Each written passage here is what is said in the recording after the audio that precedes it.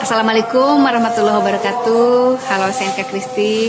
Untuk semua pencinta almarhumah Nika Ardila, semoga semuanya tetap mengenang almarhumah Nika Ardila itu dengan cara kita tetap mendoakan beliau, karena beliau sudah tidak ada, tapi lagunya masih berkumandang sampai sekarang.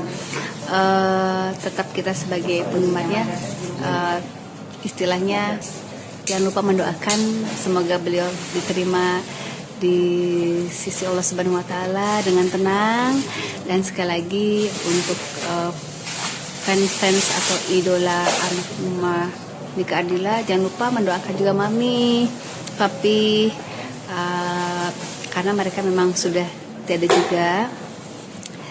Kemudian tetap jaga silaturahim dengan keluarga, dan kami semua di sini tetap akan selalu mencintai almarhumah Nika Ardila, insya Allah sampai akhir hayat. Karena hidup di dunia itu sementara ya.